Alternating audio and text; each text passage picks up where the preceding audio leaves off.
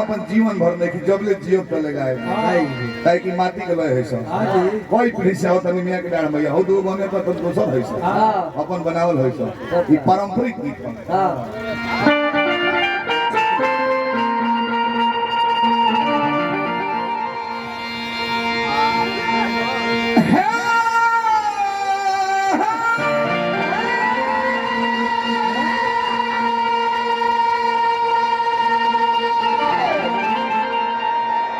ले ला पखाल में ले ला एक डायरेक्ट लो कि बैठे के बना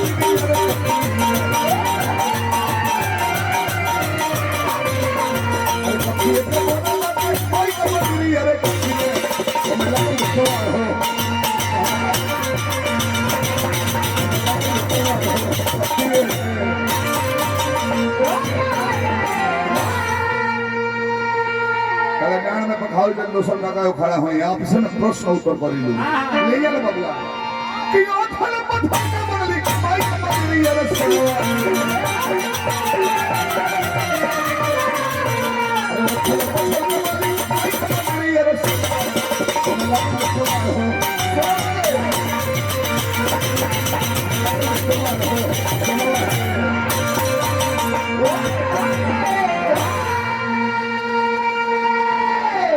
काका लोग पचड़ा गाई हमारे जीवन भर हुर का बाजले नहीं सुनले बन करी ना हारमोनियम बजाइले बस तो कहता होता एक किमो कहला बजावले 2 दिन तीसरे दिन फूट जाओ पर कि ना ई बीमारी नहीं खाना है हुरका का बोल नाल पर रियाज करो आ तबला का बोल पंडित जी अपना नकुड़ोल के होल से बोल निकालो बाबा एगो से तुन्ना देखो छोटू बाबा कि कौन फूल फूल लाला हरा अनोही कौन फूलवानो फसलुए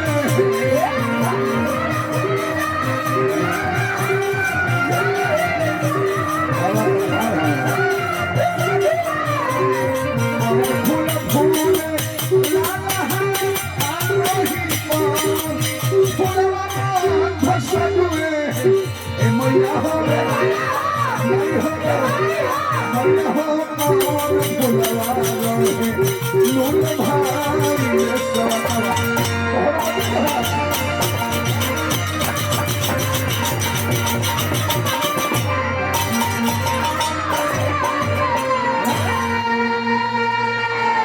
जवाब गाइलो कि बेली फूल फूल लाला अनोही चमेली फूलवानो फसलुए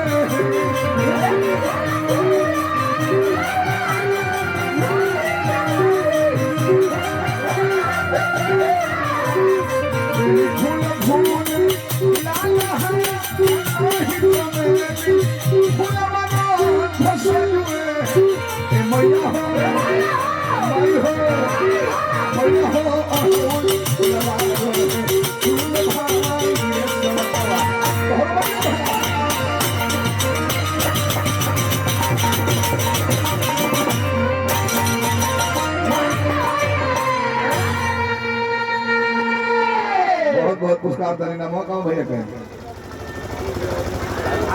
सिगरौर से हमारा पप्पू ड्राइवर साहब भगवान भोला दानी बनौले रहे देखे विधायक साहब के होना पर ना विधायक नहीं संसद जी साहब 3-4 आदमी खाए के मास्टर साहब जी डॉक्टर साहब जी जज साहब ड्राइवर साहब काहे कहाला लोग जेकरा हाथ में भविष्य छुपल होके और इंजीनियर बने तो का करम पुल ढालो मैकेनिकल होको तो मशीनरी पार्ट करम और हाथ में जीवन लेखा न छुपो एगो जज चाहे तो गलती सजा दिवा दी फांसी दिवा दी गुजर गेले के बाद अपीले को का करबो एगो मास्टर चाहे तो देश के भविष्य बर्बाद कर दी गलती शिक्षा लेकर के दे चाहे तो बना दी जीवन में किना हाथ संगे संगे डॉक्टर साहब जी जी दर्द पेट में दोनों गोलियां काट कर निकाल दी है प्राण छोड़ दे बड़ी बात नहीं ड्राइवर साहब तनख्वाह वाले 10,000 होके गाड़ी चलाओ तो बड़का महाराजा जी के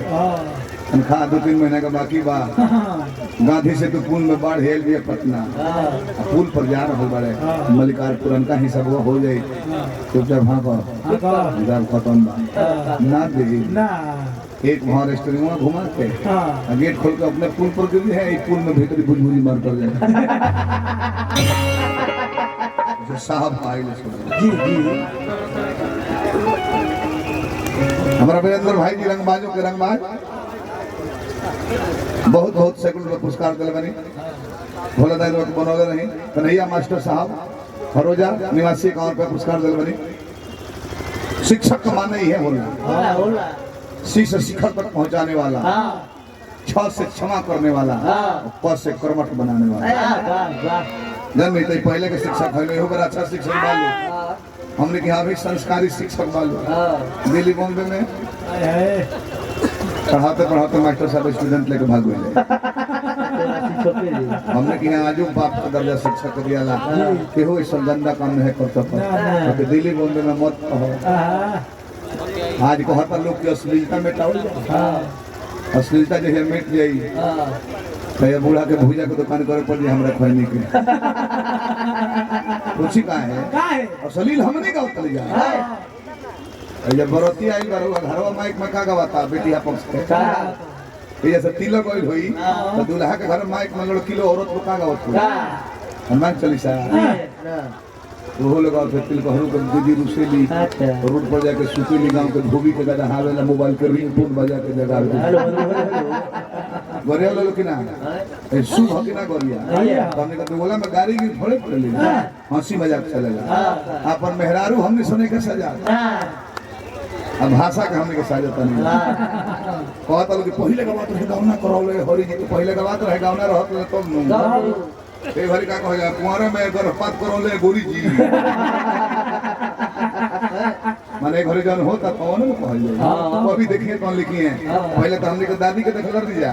ब्लाउज में हेजा बोटाम भर माई को ब्लाउज कुर्ती नियर हेजा बगली लड़की तनी सियान होके लगो सो तो फराक पहन सो तो फराक कैसा रहे घरे आतना के चाकर है पर चुन दिया चुनियाल कपड़ा ये अंग प्रदर्शन ना हो अगर हमने क्या आपकी मेहरबानी से जाती है अपने मौगी को देखो नहीं परेशान में छोड़कर भैया कैसा भी गला के ब्लाउज पहले रहे खाली कोई खेत तो पाई रहे बकिया तो हरिया रहे तो नहीं कर साजा इनका मौगी को शुद्ध करनी है हमारे को भी पहले रहे और साफ यू वाला पहले रहे दोनों बहरी है तब वो अभी निमन है हमने किया बॉम्बे में चल जाए समुद्र के किनारे 1 मीटर में खानदान भर के कपड़ा हो जा 3 गो चीज है तो पता बॉम्बे में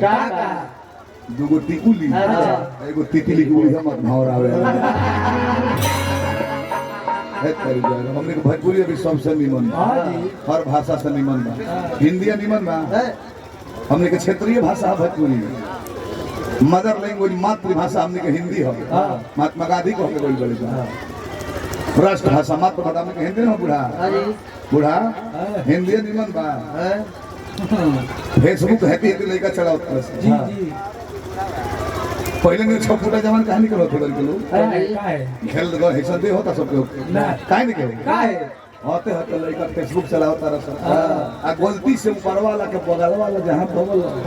रामायण आवे लगता सेठ ने नौकरानी को के नहीं दिन पर महीना भर तक पेमेंट बहू को जबरदस्त खुश किया छत पर ले जाकर हां साड़ी के अब बताई लड़का देखा तर सब छोट लड़कन के बर्दाश्त होई तो मोटा यहां से कहियो तो अपना खाता था तो मुठिए में निकाल देता था जियान हो जाता है ऐसे कहता नहीं हमने भोजपुरी भी बहुत निमन बा पैसा भी फिर पुरस्कार हमरा भैया